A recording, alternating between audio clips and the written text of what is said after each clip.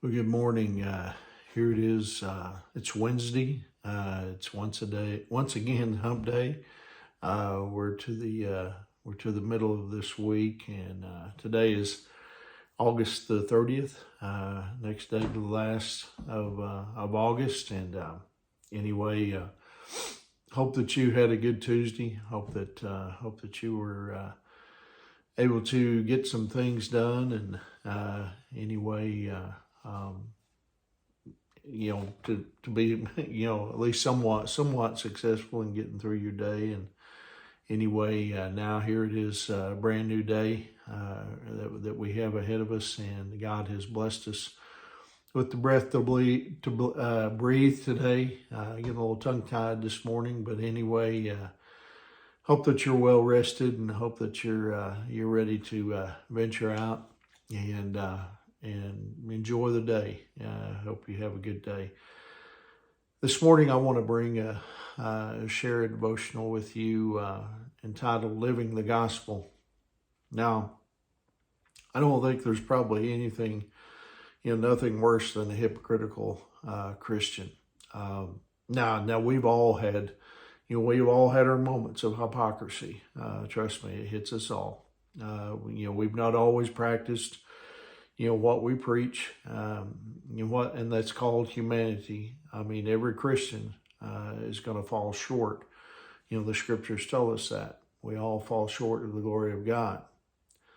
But there's a difference between believers who struggle but are still trying to seek to live godly lives, and those who claim to be believers yet they blatantly disregard what the Bible says. I mean, if someone claims to be a Christian, is living a lifestyle that's contrary to what the gospel, teaches us, and what the Bible says, they would do others probably a big favor if they just didn't talk about Jesus. The world needs authenticity today, and before we can effectively, tell others, about Christ, you must first, live it, be living that life. Remember Jesus said in Matthew chapter 5, verse 13, of course, this is in the Sermon on the Mount. He said, "You are the salt of the earth. But what good is salt if it has lost its flavor?" I mean, can you make it salty again?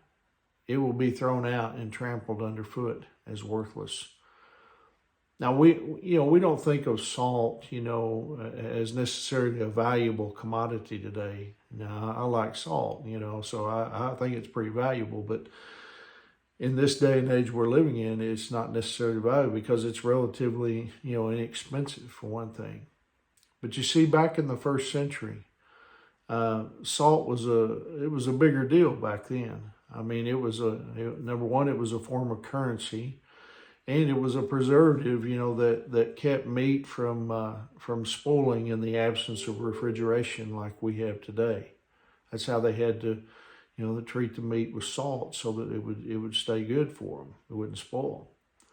So when Jesus said, "You are the salt of the earth," people immediately, would have understood the comparison back in the first century. I mean, Jesus was saying, that they were preserving factor, out in their culture, out in their world, as it was that in that day. And that's what we are today. We're to be the same way. Christians are the ones who stand up for what is right. I mean, Christians speak out against what is wrong. And Christians are the ones who are always at the forefront of efforts around the world to help, hurting people. See, that's what Christians do. That's what we're supposed to do. And that's what we Christians are today. We are the salt of the earth. We're to be the salt of the earth to bring that flavor to the world around us. And that's my prayer is that we truly would be the salt of the earth. The salt of the culture in which we live. We have got to be. because if we're not, then our society is crumbling. It's crumbling around us.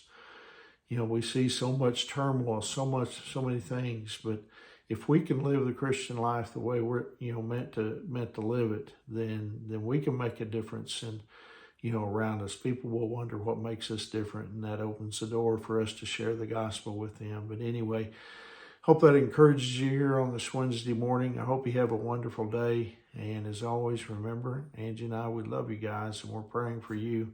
And Lord willing, I'll see you tomorrow morning. God bless you.